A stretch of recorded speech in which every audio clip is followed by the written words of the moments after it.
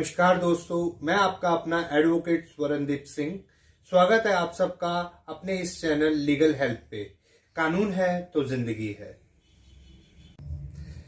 आज का जो विषय है वो है एफआईआर। वो इसलिए क्योंकि हाल ही में कुछ मेरे पड़ोसी और कुछ दोस्त जो एक पास के थाने में गए अपनी शिकायत दर्ज कराने, और वहां के जो एसएचओ साहब ने उनकी शिकायत दर्ज करने से मना कर दिया। अब मामला मुद्दा सारा ये था कि वो बहुत परेशान हो गए इस घटना के बाद।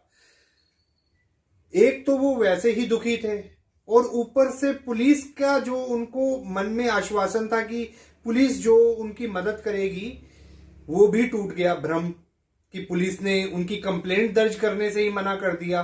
मदद तो बाद की बात है।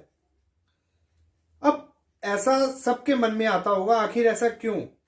पुलिस की गाड़ियों में तो लिखा होता है सबके साथ, मगर हकीकत में पुलिस किसी के साथ नहीं होती। ऐसा क्यों? दरअसल इसमें भी कुछ पहलू हमारे अपने ही हैं।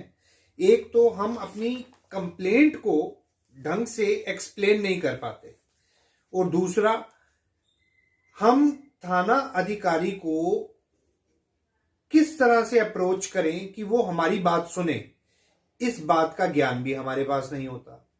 और कुछ हद तक पुलिस इतनी व्यस्त है आज के टाइम में कि ये कहना गलत नहीं होगा कि पुलिस के पास छोटी मोटी कंप्लेंट अटेंड करने का टाइम ही नहीं है।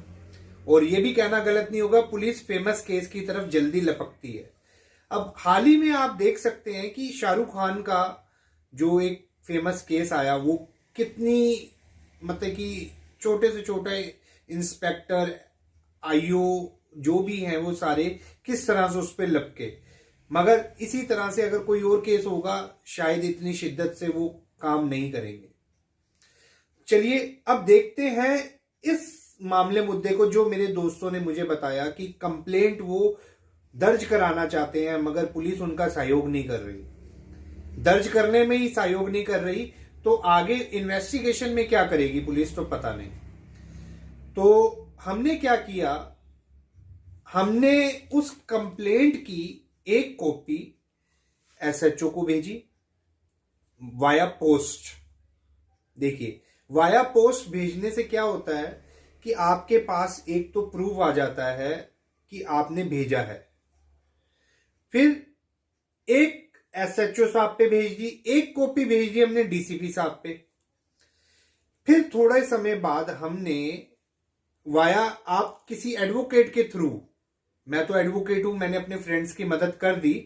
अगर आप में से भी किसी को इस तरह की मदद चाहिए हो तो आप निसंकोच मेरे को संपर्क कर सकते हैं। तो हमने क्या किया, 156(3) ये धारा है सीआरपीसी की। इसके तहत हमने अपने जो थाना है उसकी जो जुरिडिक्शन लगती है, वो जिस कोर्ट में लगती थी, उस कोर्ट के एमएम साहब के पास सीआरपीसी की धारा 156(3) के अंदर एप्लीकेशन फाइल कर दी।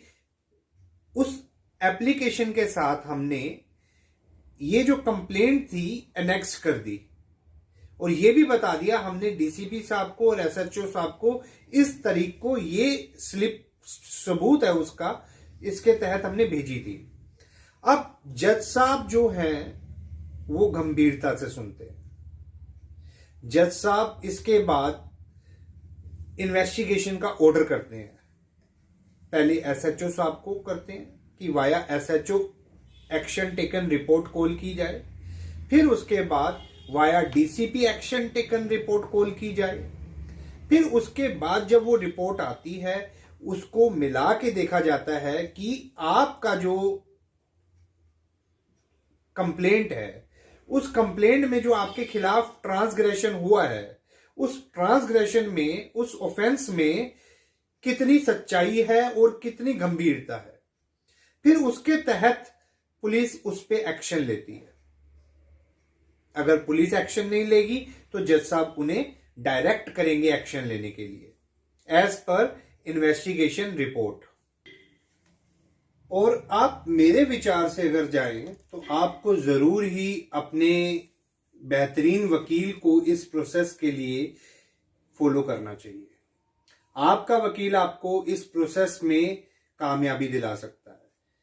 आपकी कंप्लेंट दर्ज की जाएगी, आपकी कंप्लेंट को एफआईआर में कन्वर्ट किया जाएगा, एफआईआर के थ्रू इन्वेस्टिगेशन होगी, जिससे आपके खिलाफ जो ट्रांसग्रेशन, जो ऑफेंस हुआ है, उसके लिए आपको न्याय मिल पाएगा। हमारे साथ बने रहने के लिए धन्यवाद। और भी अगर आप ऐसी जानकारी चाहते हैं कानून के रिगार्डिंग, तो आप हमारे इस चैनल को लाइक, शेयर, सब्सक्राइब जरूर करें। और अगर आपकी कोई क्वेरी है तो आप कमेंट जरूर करें। कमेंट में आप अपने कोई भी क्वेश्चन पूछ सकते हैं, तो हम उसका जरूर जल्द से जल्द आंसर करने की कोशिश करेंगे। धन्यवाद।